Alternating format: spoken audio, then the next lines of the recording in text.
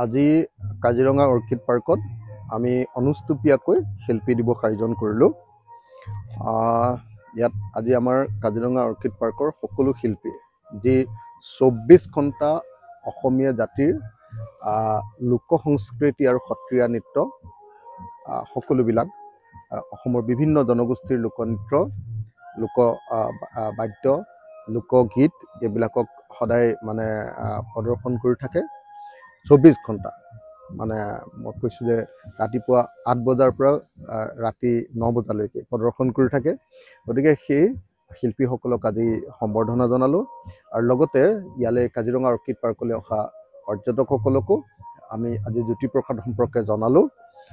জ্যোতিপ্ৰসাদে কেনেকৈ অসমৰ সমাজ জীৱন পৰিৱৰ্তন কৰিব খুজিছিলে, ভাৰতৰ স্বাধীনতা আন্দোলনটোক তেওঁ কেনেকৈ মানুহৰ স্বাধীনতা মানে অকল দেশৰ স্বাধীনতা নহয়, জনগণৰ স্বাধীনতা, জনগণৰ সৰ্বাত্মক স্বাধীনতা, জনগণৰ সৰ্বাত্মক প্ৰতিভাৰ বিকাশৰ এটা বিপ্লৱত পৰিণত কৰিব খুজিছিলে।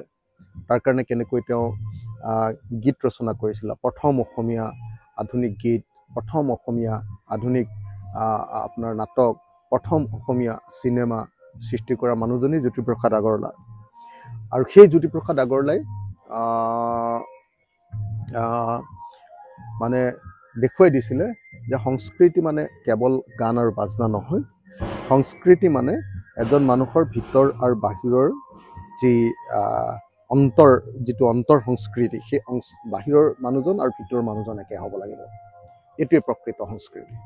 যদি এজন মানুহে তেওঁৰ ল'ৰাটো সোণটো বুলি কয় সেইটো সংস্কৃতি, আৰু জহনীত যোৱাটো বুলি যদি কয় তেতিয়াহ'লে সেইটো দুষ্কৃতি। এইটোৱে জ্যোতিপ্ৰসাদৰ সংস্কৃতিৰ প্ৰকৃত সংজ্ঞা, সহজ সৰল সংজ্ঞা। মই মানে সেইটোক নিজৰ ভাষাত কৈ দিছোঁ যে তেখেতে অসমৰ জনজীৱনক তেনেকুৱা ধৰণে সেইটো কৰিছিলে। আৰু জ্যোতিপ্ৰসাদ আগৰৱালাই আপোনালোকে সকলোৱে জানে যে অকল হেৰি কৰাই নহয়, অকল যে গীত বাদ্য ৰচনা কৰিছিলে, ভাৰতৰ স্বাধীনতা আন্দোলনত তেখেতৰ গানবিলাকে যে এটা ডাঙৰ ভূমিকা পালন কৰিছিলে, কেৱল সেইটোৱে নহয়, তেখেতে অসমীয়া মানুহৰ ঘৰ কেনেকুৱা হ'ব লাগিব, অসমীয়া মানুহৰ গোটেই জীৱন যাত্ৰা, গীত, নাটক, সকলোবিলাক বাদ্য কেনেকুৱা হ'ব লাগিব, শংকৰদেৱে প্ৰথমতে সেইটো চিন্তা কৰিছিলে। দ্বিতীয় চিন্তা কৰা মানুহজন অসমৰ কাৰণে জ্যোতিপ্ৰসাদ আগৰৱালা। জ্যোতিপ্ৰসাদ আগৰৱালা। আৰু সেইকাৰণে তেওঁ কৈছিলে যে শিল্পী মানে কোনোবা দিন ভাল কোনোবা দিন বেয়া এনেকুৱা নহয়, শিল্পী তিনিও কালৰ। তেওঁ কৈছিলে যে শিল্পীজন সদায় শিল্পী, অতীততো শিল্পী, বৰ্তমানতো শিল্পী, ভৱিষ্যততো তেওঁ শিল্পী। আৰু শিল্পীয়ে সদায় ভৱিষ্যত দস্তা, সমাজখন কেনেকুৱা হ'ব লাগিব সেইটো দেখুৱাই থাকিব লাগিব তেওঁৰ মুখেদি, তেওঁৰ কামৰ মাজেদি। তো সেইটো বহুত ডাঙৰ ঘটনা। আৰু আটাইতকৈ ডাঙৰ কথা আপোনালোকে সকলোৱে জানে, জ্যোতিপ্ৰসাদৰ এটা অধ্যায়ৰ বিষয়ে বহুতে নাজানে যে জ্যোতিপ্ৰসাদ আছিলে মৃত্যু বাহিনীৰ, ভাৰতৰ স্বাধীনতা আন্দোলনৰ মৃত্যু বাহিনীৰ তেওঁ অসমৰ সৰ্বাধিনায়ক। মৃত্যু বাহিনীটো কি আছিলে? অসমৰ স্বাধীনতা আন্দোলনৰ, ভাৰতৰ স্বাধীনতা আন্দোলনৰ অসমৰ পাৰ্টটোৰ সেইটো ছুইচাইড স্কোৱাড আছিলে। ছুইচাইড স্কোৱাড বুলি কয় যে আজিকালি, যিটো ছুইচাইড স্কোৱাড বুলি কয়, সেইটো আছিলে মৃত্যু বাহিনী। যে দৰকাৰ হ'লে দেশৰ কাৰণে মৃত্যুবৰণ কৰি দিব, মৰি যাব, কিন্তু কেতিয়াও কম্প্ৰমাইজ নকৰে। তো সেই মৃত্যু বাহিনীৰ, ছুইচাইড স্কোৱাডৰ, গেৰিলা বাহিনীৰ তেওঁ গেৰিলা সংগ্ৰামৰ কথা কৈছিলে। আপোনালোকে যদি ভালকৈ পঢ়িছে, মোৰ কিতাপখনো যদি কোনোবাই ভালকৈ চাইছে, আমাৰ কিতাপখন গীতাশ্ৰী আৰু মই যিখন কিতাপ লিখিছোঁ, উৰিব পৰা হ'লে আকৌ যুঁজিলোহেঁতেন, তাত আমি সেই গোটেই অধ্যায়টো এটা অধ্যায় ৰূপে তাকে বৰ্ণনা কৰিছোঁ, কেনেকৈ তেওঁ মৃত্যু বাহিনী পৰিচালনা কৰিছিলে। গতিকে আৰু এটা কথা, ভাৰতৰ স্বাধীনতা আন্দোলনত কংগ্ৰেছে যি ভূমিকা লৈছিলে সেইটোত তেখেত নিজেই জড়িত আছিলে। কিন্তু তাৰ পাছত কংগ্ৰেছে কেনেকৈ মানে জনতাৰ পৰা আঁতৰি গৈছিলে, তেখেতে কৈছিলে, সেইটো বুজাবৰ কাৰণে তেখেতে কৈছিলে যে আমি কাৰ্পেটৰ পৰা ঘাঁহনিলৈ আহিছিলোঁ, আৰু এতিয়াৰ নেতাবিলাক ঘাঁহনিৰ পৰা চব কাৰ্পেটত উঠিলে।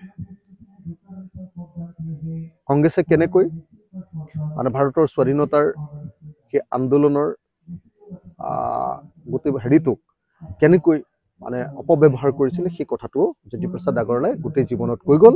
আৰু সেইকাৰণে শেষ বয়সত তেখেতে বাওঁপন্থী আন্দোলনৰ প্ৰতি, কমিউনিষ্ট আন্দোলনৰ প্ৰতি তেখেত আকৰ্ষিত হৈছিলে, আপোনালোকে সকলোৱে জানে।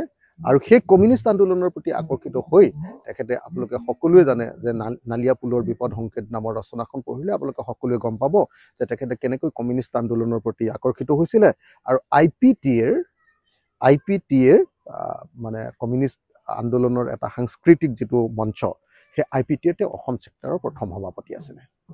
গতিকে জ্যোতিপ্ৰসাদ আগৰৱালা অকল স্বাধীনতা সংগ্ৰামী নহয়, জ্যোতিপ্ৰসাদ আগৰৱালা এজন বিপ্লৱী আছিলে। জ্যোতিপ্ৰসাদ আগৰৱালাই আমাৰ সমাজখনৰ টোটেল পৰিৱৰ্তন, সামগ্ৰিক পৰিৱৰ্তন, বিপ্লৱ বিচাৰিছিলে, আৰু সেইকাৰণে তেওঁ জীৱনৰ শেষ বয়সত আনকি শ্ৰমিক সংগঠনো কৰিবলৈ আগবাঢ়িছিল।